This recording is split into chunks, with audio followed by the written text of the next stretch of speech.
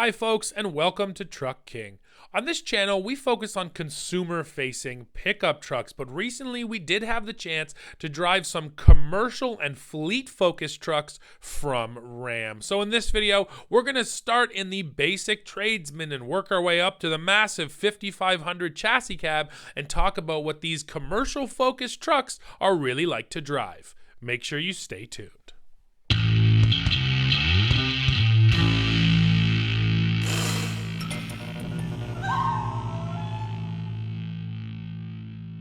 All right, folks, here we are driving. We're starting off in the 1500 Tradesman, so the smallest truck that was available to us today, and we're going to work our way up. And this Tradesman, it is the base model of the 1500, but ours does have some options, including the new 3-liter Hurricane twin turbo inline 6. And this is actually Dad's first chance to drive this new engine. So yeah, why don't you put your foot into it and just talk to me about the power? It even chirped. It did. Oh my goodness. Lots of power, comes on hard, smooth. It's a funny thing because we're talking twin turbo, but I didn't feel any lag, did you? No, it's really smooth is the best word for it. It's super smooth. It's right there when you need it. Obviously, we're not towing or hauling right now. But yeah, I mean, I think a lot of people are worried that the Hemi has gone away, and that's a valid concern. It doesn't sound like a Hemi, no doubt about that. However, this is the base version, not the high output version, and it's actually on paper more powerful than the Hemi was, and it feels it, man. The power feels really good. So it's also nice that you can get this engine in the Tradesman. The base engine here is still the 3.6 liter Pentastar V6, so if you want to really save your money, that's what you'd go for. But yeah, Ram's giving you the option for a base truck with this much power in it. Yeah, it feels really good, and it's quiet in here too. Yeah, absolutely. The other thing I just want to mention, it's been a while since I've been in a Tradesman and sort of a work level truck, but every time I get in one of these things, I just notice that there is more and more standard items that at one time I wouldn't have expected in a work truck. Sure. And honestly, I think I'd probably okay buying this for my personal use, never mind work truck. Yeah. It's got enough stuff in here that this thing would be just fine. Yeah, again, you're still getting an 8-inch screen, and it's running Uconnect 5, so you're not getting the monster screen, but you are getting the best version of Ram's infotainment, so you're not really missing out on the tech there. You mentioned earlier, yeah, we have the reverse trailer steering system here, trailer brake controller. You have a driver infotainment or driver info cluster screen. So I feel the same way. You don't feel like you're missing out on much. I guess some of the differences, of course, we do have a bench seat up here. You don't find that in the higher trim trucks, so nice to have the bench. Still has some storage in it. Up in front of me here and all the other Rams, this is usually an upper glove box. Here in the Tradesman, it's just sort of open, so it's still nice to have the storage spot though. And then down here underneath the console, we got this big pull-out bin, which is also pretty cool. Once again, for a Tradesman, you want lots of places to toss your stuff. Yep. So it's not luxurious like a Tungsten, but I absolutely agree with you that the level of our base trucks these days has just come up, up, up, up. Now, granted, so has the price. This is not exactly, a cheap, affordable, everyman truck, but that's just, the name of the game, really, and the way the market's been going. So, yes, constantly they're building in more to these base level trucks, so you get in and you don't feel like, yeah, you got ripped off or you're missing something, right? Yeah, exactly. I mean, for me, a base truck still would be rubber floor mats, but we have carpeting in here and actually some other nice accents on the Deadman pedal, and the cloth seats, but it's bolstered. I mean, these are probably the same seats you find in the higher level trucks as well, because Sure. They certainly don't make separate seating just for the work truck.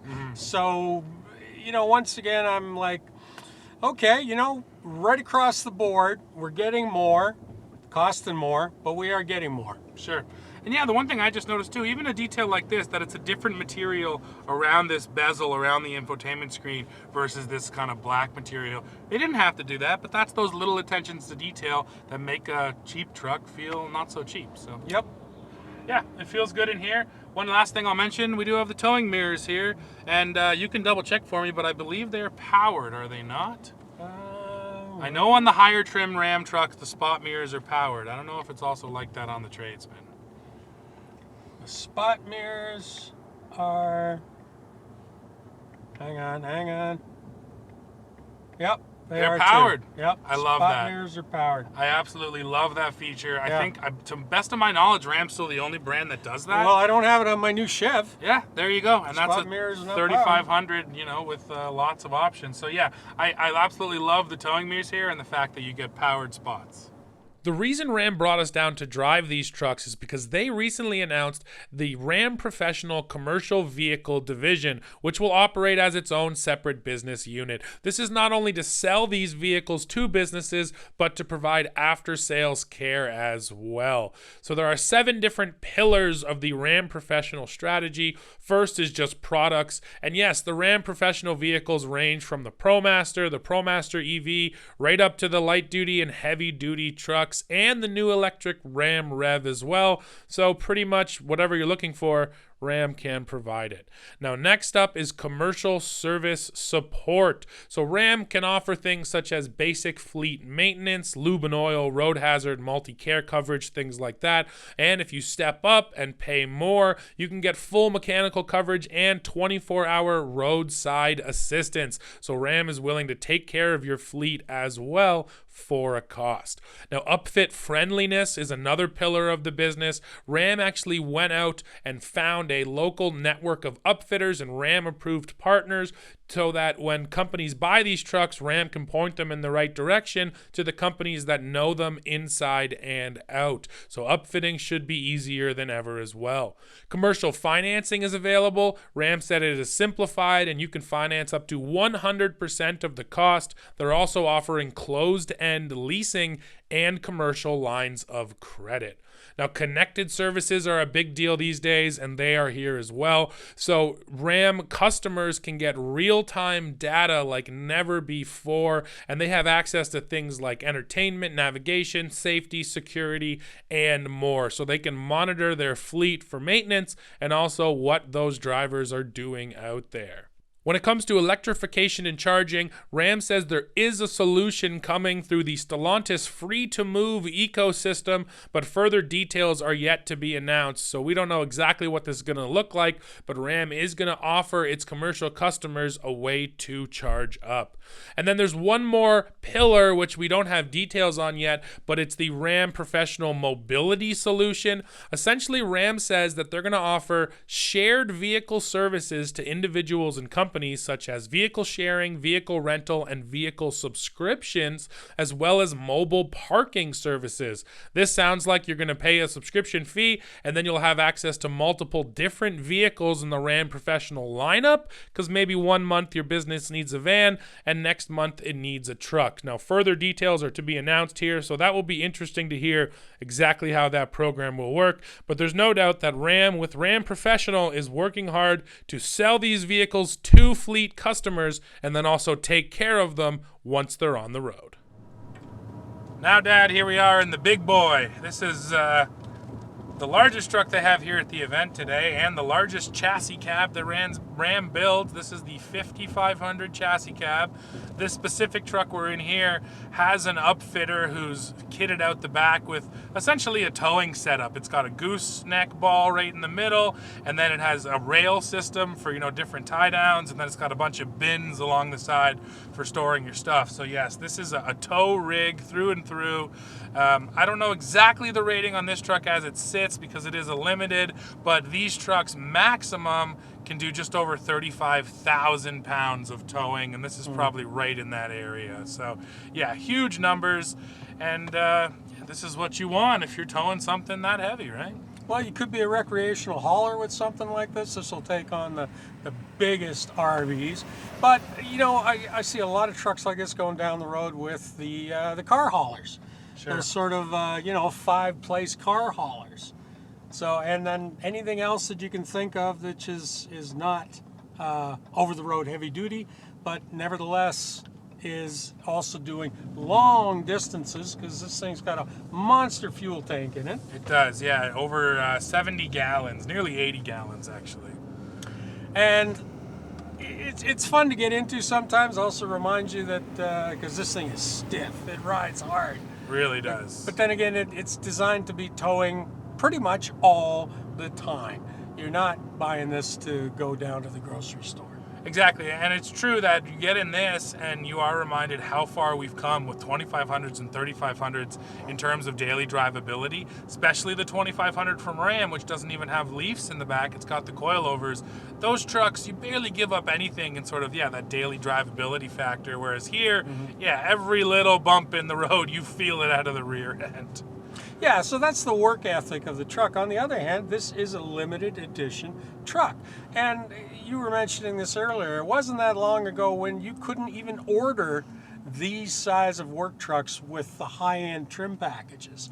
Mostly because the manufacturers didn't think anybody would want them. Sure. They were wrong. Yeah. Because tons of guys are like, I spend, 16 hours a day in this truck. I want all the gadgets. I want all the creature comforts.